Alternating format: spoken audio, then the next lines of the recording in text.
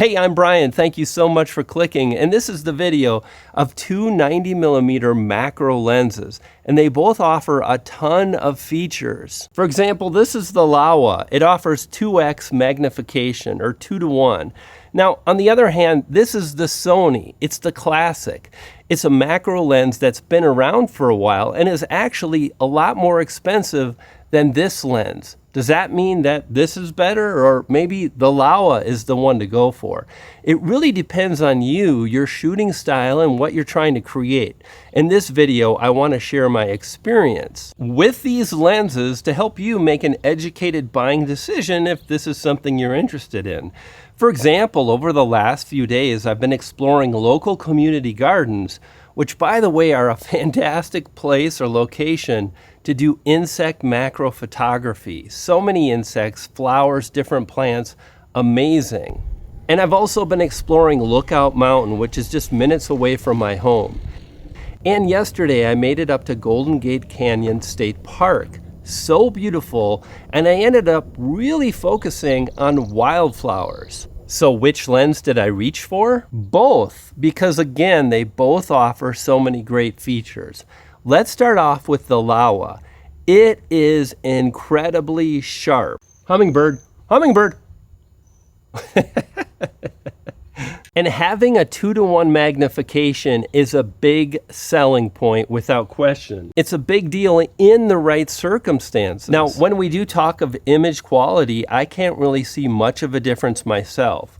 Some folks have said that the Laowa is actually a bit sharper, but let me tell you, the Sony renders incredibly sharp photos as long as you hit the focus, of course. Now, speaking of focus, this Sony lens is an autofocus lens, which is strange because it really doesn't matter when you're doing true macro photography or videography. When you're that close to a subject, this lens cannot keep up.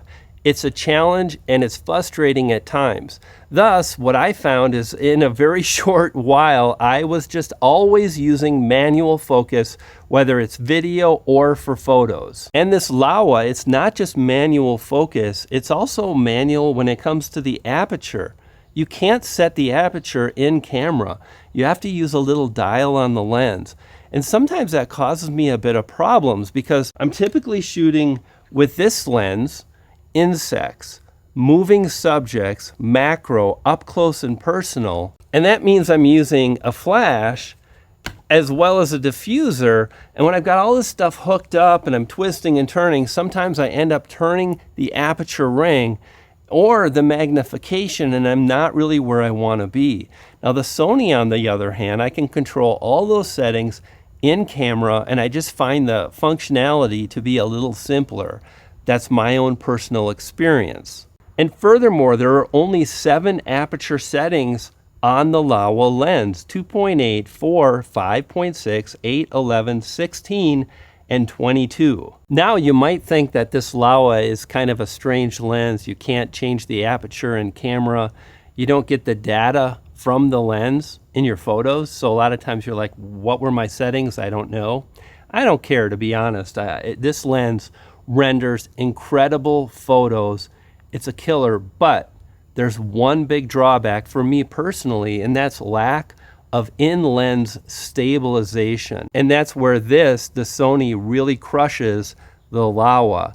Now, if you're just into photography, this might be the way to go. However, actually, I can't say that. Yeah, because I'm up in the mountains, and I want to take photos of these wildflowers, and I'm not using a flash. So this is the lens I turn to because of the in-lens stabilization. In that scenario, up in the mountains, the fact that my camera has pretty good in-body stabilization, IBIS, and the lens is also stabilized, means that I can really drop my shutter speed, allowing more light to hit the sensor, allowing me to drop my ISO and create higher quality, sharper photos. The Sony for the win. Now you might be thinking, but this is only a 1:1 macro lens, and that's true. However, I gotta tell you, you can get so close and you can see things at 1:1 that are just not possible with any other lens. And fact of the matter is, I'm often at 1:1 even when I'm using the Laowa.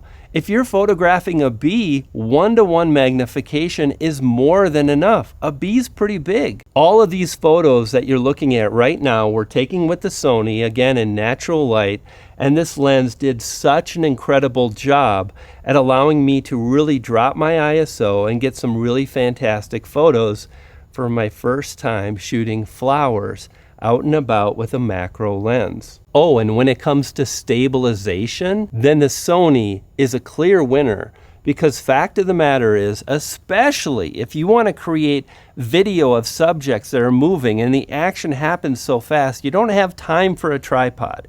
You are hand holding. And again, when you're so close, every single little micro jitter shows up, unless you're using the Sony, and it's so much better. In fact, I've really been impressed with this combination. Sony A1, IBIS in body stabilization, and the lens has in lens stabilization. Fantastic. But here's where things get kind of interesting once again. Because if you're going to be shooting any kind of macro moving subjects, insects, right? Well, you want to have a flash. In fact, if you really haven't got into macro and you want to do insects, plan on spending your money on buying a flash with the lens. Now, I always add this diffuser to my setup, and it allows me to create fantastic images of, again, insects, bees, ladybugs, etc. But it's not just about adding more light, which, by the way, you really need to do that at high magnifications. The higher the magnification, the darker the photo, and that's why you gotta incorporate a flash. But there's more benefits to a flash than just adding light. You see, a flash will also freeze the action, which typically, and what I learned is that's the shutter speed, right?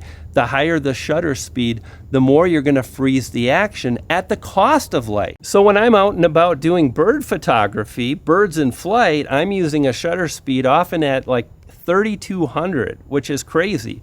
And yet it's so strange for me, or it was, to be able to have a shutter speed of 100 when I'm photographing bees, which move so fast, but the flash rather freezes the action. And at that point, if that's what you're really interested in, is just photos, high magnification, then go with the Laowa. Just make sure you buy a flash and a diffuser and you'll be good to go. For me, getting into macro photography has been so rewarding. Thing is, you don't really need to buy an expensive macro lens to get started. This video on the screen now goes into how you can buy a $20 to $30 extension tube and still take really incredible photos. Click the video now to learn more. I'll see you there. You dig?